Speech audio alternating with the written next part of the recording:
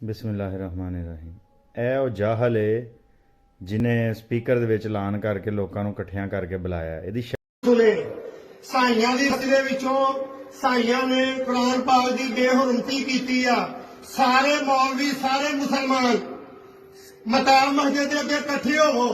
ਤੁਸੀਂ ਨਾਸ਼ਤੇ ਕਰਨ ਦੇ ਘਰਾਂ ਬੈਠੇ ਮੁਸਲਮਾਨੀ ਕਾਹਦੀ ਆ ਤੁਹਾਡੇ ਵਿੱਚ। ਇਹਦੀ ਸ਼ਕਲ ਵੇਖੋ ਨਾ, ਇਹਨੇ ਦਾੜੀ ਰੱਖੀ ਹੈ ਨਾ, ਇਹ ਸ਼ਕਲੋਂ ਪੜਿਆ ਲਿਖਿਆ ਲੱਗਦਾ। ਮੇਰੇ ਨਾਲ ਸ਼ਰਤ ਲਾ ਲਓ ਇਹਨੂੰ ਕੁਰਾਨ ਦੀ ਇੱਕ ਆਇਤ ਵੀ ਜ਼ੁਬਾਨੀ ਯਾਦ ਨਹੀਂ ਹੋਣੀ ਤੇ ਜਜ਼ਬਾਤੀ ਤੌਰ ਤੇ ਲੋਕਾਂ ਨੂੰ ਬੁਲਾ ਰਿਹਾ। ਪਹਿਲੀ ਗੱਲ ਹੈ ਕਿ ਇਹਨੂੰ ਸਪੀਕਰ ਜਿਹੜਾ ਸਪੀਕਰ ਇਸਤੇਮਾਲ ਕਰਨ ਦੀ ਇਜਾਜ਼ਤ ਕਿੰਨੇ ਦਿੱਤੀ, ਤੇ ਦੂਜੀ ਗੱਲ ਹੈ ਕਿ ਵੀਡੀਓ ਇਹਦੀ ਕਿੰਨੇ ਬਣਾਈ ਹੈ। ਮਸਜਿਦਾਂ 'ਤੇ ਕੈਮਰੇ ਕੋਈ ਨਹੀਂ ਹੁੰਦੇ, ਇਹਦਾ ਮਤਲਬ ਇਹ ਸਪੈਸ਼ਲ ਵੀਡੀਓ ਬਣਾ ਰਿਹਾ ਸੀ ਤਾਂ ਕਿ ਇਹ ਹੀਰੋ ਬਣੇ।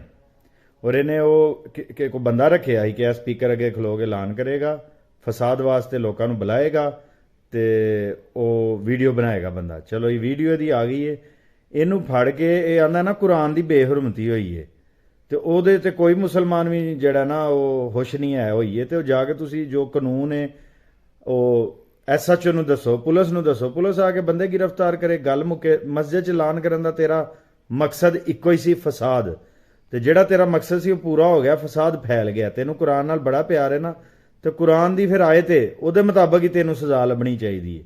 ਕੁਰਾਨ ਜਿਹੜਾ ਪਾਕਿਸਤਾਨ ਦਾ ਕਾਨੂੰਨ ਹੈ ਉਹ ਤੈਨੂੰ ਮਜ਼ੇ ਦੀ ਸਜ਼ਾ ਨਹੀਂ ਦੇਗਾ, ਅਸਲ ਸਜ਼ਾ ਉਹੀ ਹੈ ਜੋ ਕੁਰਾਨ ਦਾ ਕਾਨੂੰਨ ਹੈ।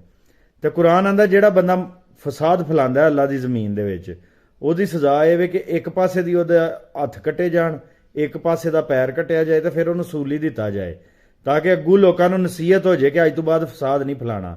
ਤੇ ਇਹ ਤਾਂ ਬੰਦਾ ਨਾਮਜ਼ਦ ਹੈ ਨਾ, ਵੀਡੀਓ ਬਣਾ ਰਿਹਾ, ਇਹਨੂੰ ਫੜ ਕੇ ਬਿਲਕੁਲ ਕੁਰਾਨ ਦੇ ਮੁਤਾਬਕ ਸਜ਼ਾ ਦਿੱਤੀ ਜਾਏ ਤਾਂ ਕਿ ਅੱਜ ਤੋਂ ਬਾਅਦ ਸਾਰੇ ਜਾਹਲਾਂ ਨੂੰ ਚਾਨਣ ਹੋਈਏ ਕਿ ਜਦੋਂ ਵੀ ਕੋਈ ਇੰਜ ਦਾ ਵਾਕਿਆ ਹੋਏ ਤੁਸੀਂ ਮਾਮੇ ਨਹੀਂ ਲੱਗਦੇ ਦੀਨ ਦੇ, ਕਿ ਤੁਸੀਂ ਬੇਕਸੂਰ ਲੋਕਾਂ ਦੇ ਚਰਚ ਸਾੜਦੇ ਹੋ, ਜਾ ਕੇ ਉਹਨਾਂ ਦੇ ਘਰ ਸਾੜਦੇ ਹੋ।